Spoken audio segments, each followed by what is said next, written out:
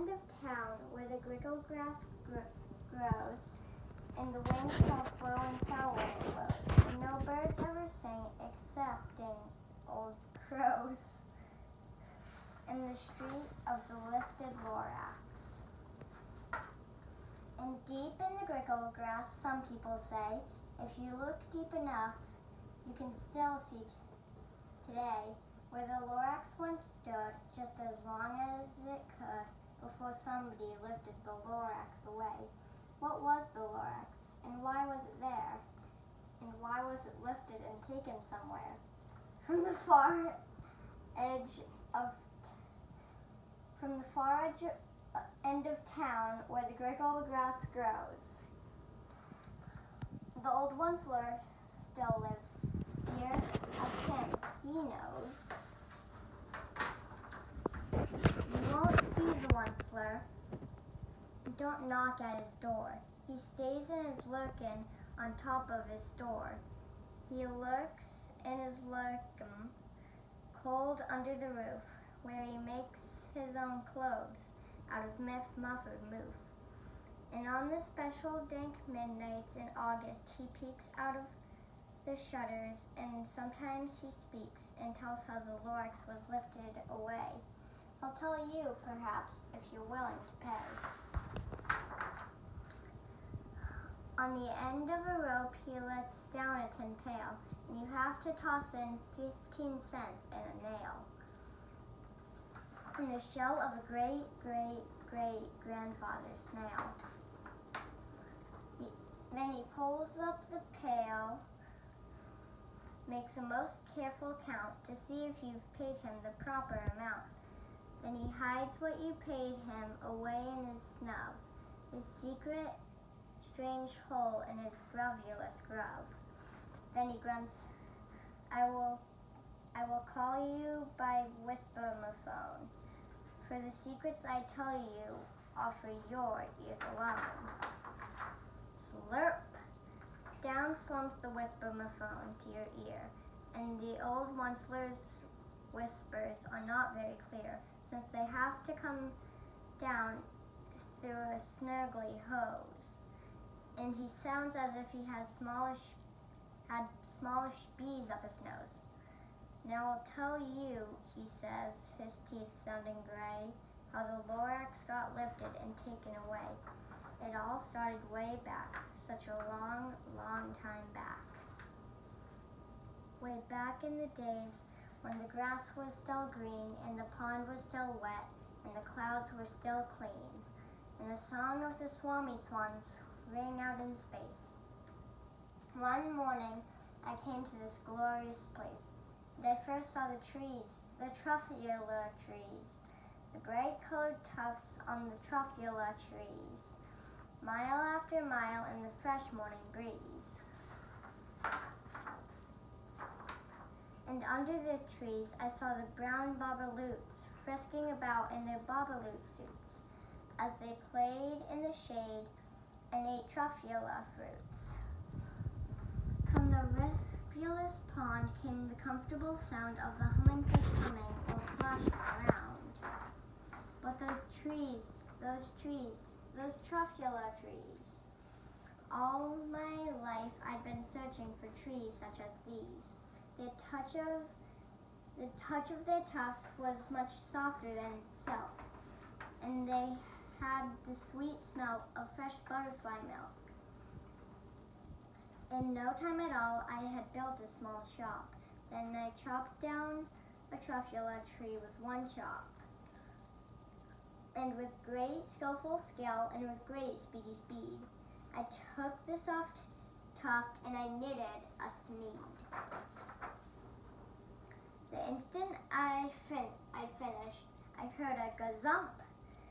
I looked and saw something pop out of the stump of the tree I chopped down. It was sort of a man. To describe him, that's hard. I don't know if I can. He was shortish and oldish and brownish and mossy. He spoke with a voice that was sharpish and bossy. Mister, he said with a snawdusty sneeze, I am the Lorax. I speak for the trees. And I am asking you, sir, at the top of my lungs. He was very upset, and he shouted and puffed. What is that thing you've made out of my Trefoil tuft? Look, Lorax, I said, there's no cause for alarm. I chopped just one tree. I am doing no harm. I'm being quite useful. This thing is a thneed. A thneed is a fine something that all people need. It's a shirt, it's a sock, it's a glove, it's a hat. But it has other uses, yes, far beyond that.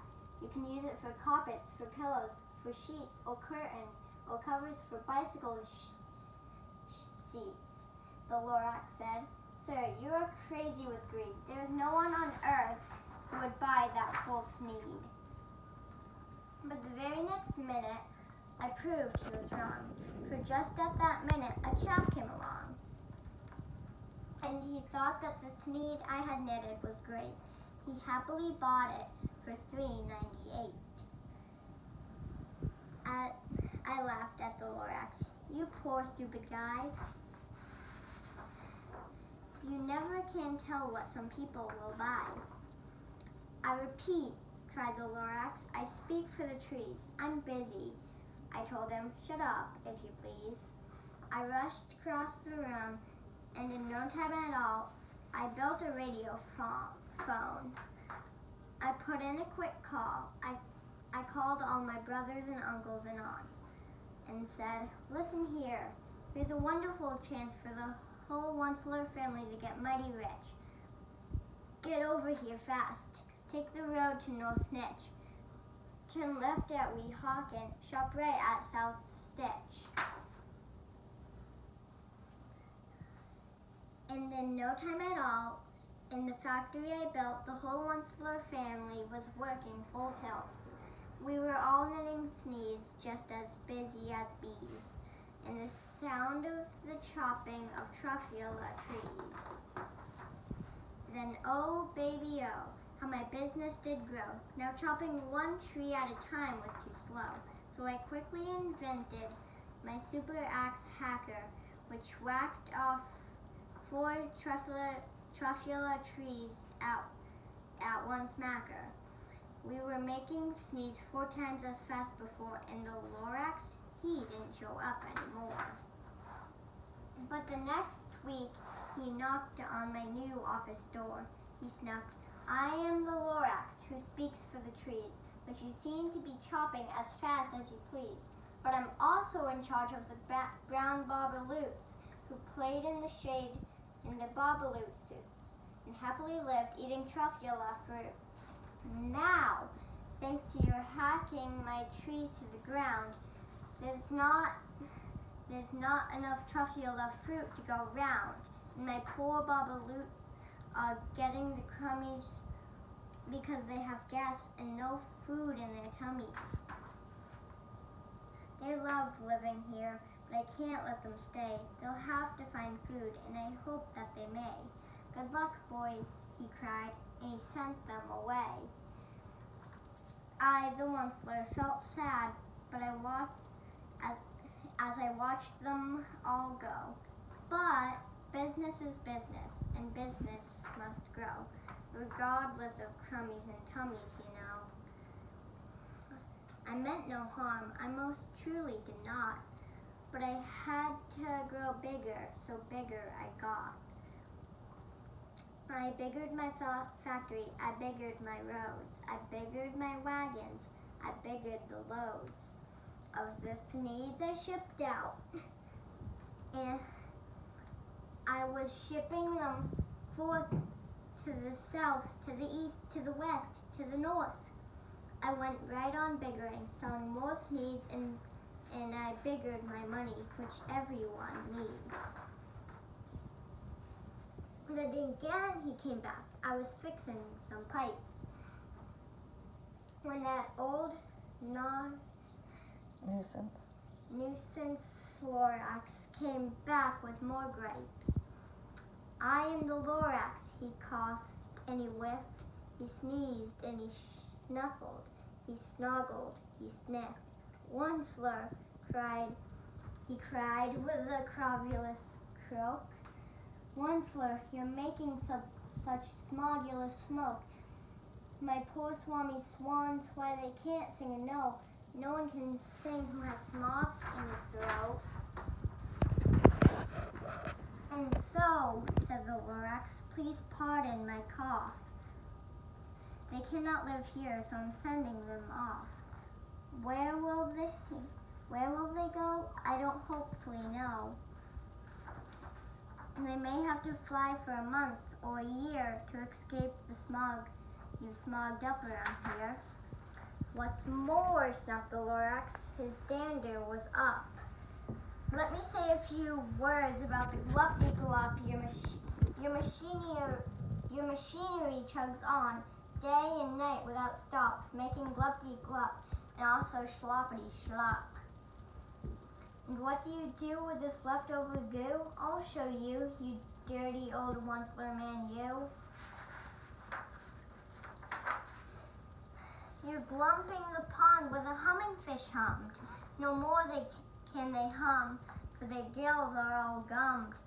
So I'm sending them off, or their future is dreary. They'll walk on their fins and get woefully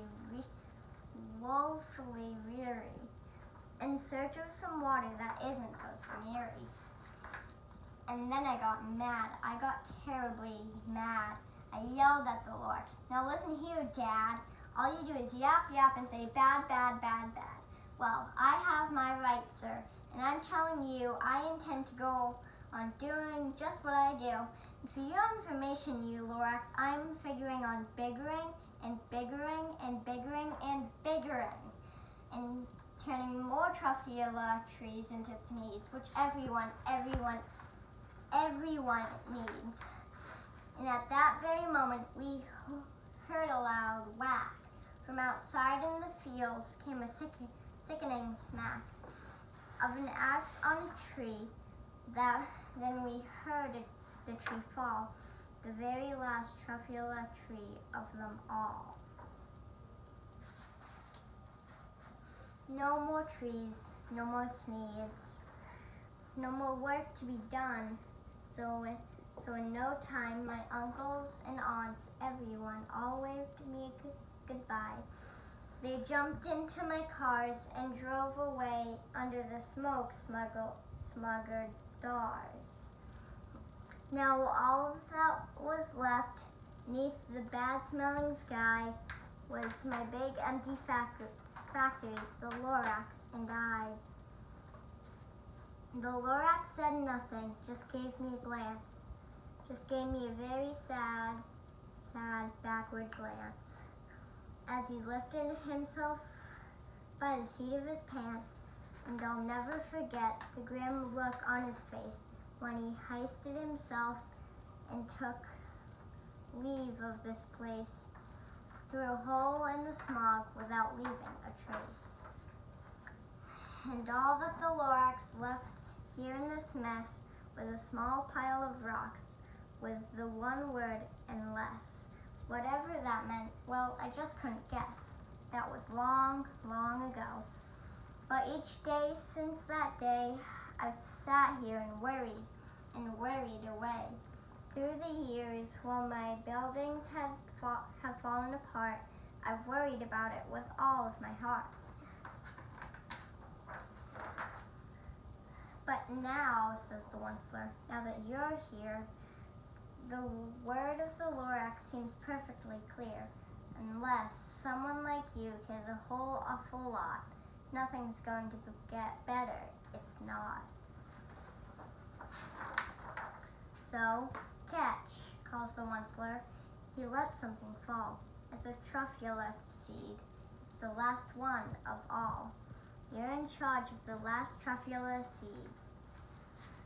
And the Trefoil trees are what everyone needs.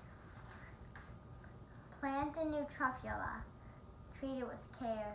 Give it clean water and feed it fresh air. Grow a forest. Protect it from axes that hack. Then the Lorax and all of his friends may come back.